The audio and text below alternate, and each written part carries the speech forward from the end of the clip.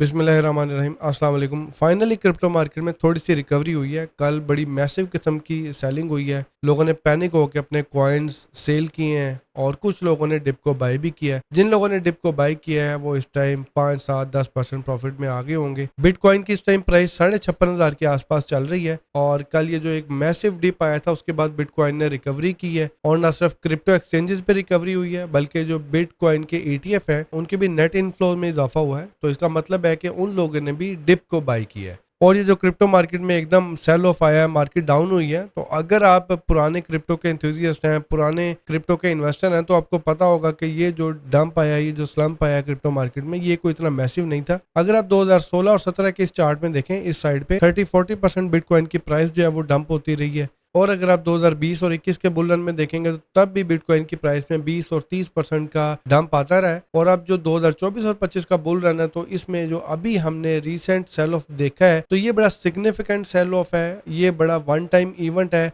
और जिसमें बहुत बड़ी कंट्रीब्यूशन जो है वो एमटी गॉक्स की है, जर्मन गवर्नमेंट की है और अब अमेरिका की जो गवर्नमेंट है उन्होंने भी थोड़े से बिटकॉइन सेल किए हैं। और इसके अलावा माइनर्स जो हैं, जब बिटकॉइन की प्राइस नीचे आती है तो माइनर्स को भी अपने बिटकॉइन को सेल करना पड़ता है। इसके अलावा अगर आप ये चार्ट देखेंगे फिबोनाची रिट्रेसमेंट लेवल का जो 38.20% का जो लेवल है, जब भी बिटकॉइन या क्रिप्टो मार्केट इससे ऊपर ऊपर ट्रेड करती है तो बुल रन चल रहा होता है और जब भी इसको ब्रेक करके नीचे आती है तो वहां से एक बियर मार्केट स्टार्ट हो जाती है। 2017-18 का बुल रन था तो यहाँ पे इसने ब्रेक किया, उसके बाद बियर मार्केट शुरू होगी। तो इनके मुताबिक जब तक 38.20% से नीचे नहीं क्लोज होती कैंडल वीकली में बिटकॉइन की, तब तक जो है हम स्टिल बुल मार्केट में है। तो इसमें मेरा इनसे थोड़ा सा इख्तलाफ है क्योंकि एक बड़ा मेजर इवेंट हो रहा है, बड़ी सिग्निफिकेंट प्राइस ड्रॉप हो रही है, सेल ऑफ हो रहा है। तो इसमें अगर 38.20% से नीचे भी कैंडल क्लोज होती है तो भी हम ऑलरेडी बिटकॉइन के एक बुल साइकिल में हैं। और इसके अलावा जो बिटकॉइन के माइनर्स हैं उनकी हालत भी पतली हो जाती है जब बिटकॉइन की प्राइस नीचे आती है और उनको जो अपने रिजर्व हैं वो सेल करने पड़ जाते हैं। ये एक रिपोर्ट दी है क्रिप्टो क्वांट ने, उनका ये कहना है कि बिटकॉइन का जो हैश रेट है वो भी अब ड्रॉप हुआ है क्योंकि बिटकॉइन को माइन करना जरा मुश्किल हो गया। उसके लिए नई जदीद मशीनें चाहिए, मिलियन और बिलियन डॉलर की नई इन्वेस्टमेंट चाहिए। तो जो पुराने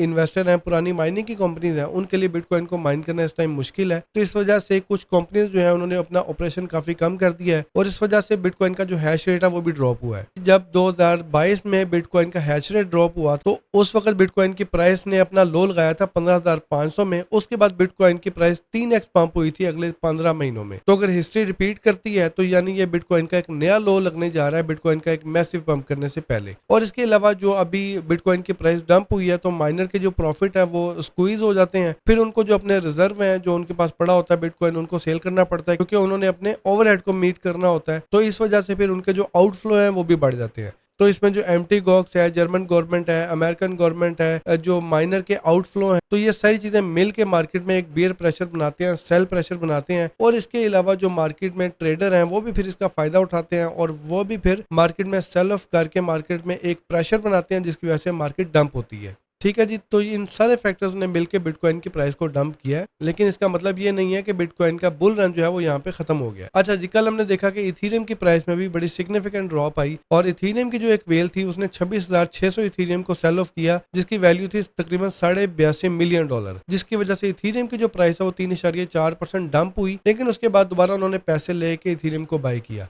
बहरहाल जो इथीरियम की प्राइस के ऊपर एक सिग्निफिकेंट ड्रॉप आना था उसमें इन्होंने भी एक हिस्सा डाल दिया था। और इसके अलावा अगर आप ट्विटर के ऊपर देखेंगे तो शिब जो है वो ट्रेंडिंग में चल रहा है और शिबा इनू के जो लीड डेवलपर हैं जिनका नाम है सातोशी कसूमा, उन्होंने जापान के अंदर एक मीट एंड ग्रीट का इवेंट रखा था। तो फाइनली लोगों को ये पता चल गया कि जो सातोशी कसूमा है ये एक बंदे का नाम है और ये एक लीड डेवलपर है जो कि शिबा इनू की कम्युनिटी को, शिबा आर्मी को, पूरे शिबा इनू के जो प्रोजेक्ट है उसको ये लीड कर रहा है। ठीक है, तो ये इनका एक मीट एंड ग्रीट हुआ था जापान में, लेकिन उन्होंने अपनी एनोनिमिटी जो है उसको स्टिल अलाइव रखा है और फेस रिवील नहीं किया उन्होंने।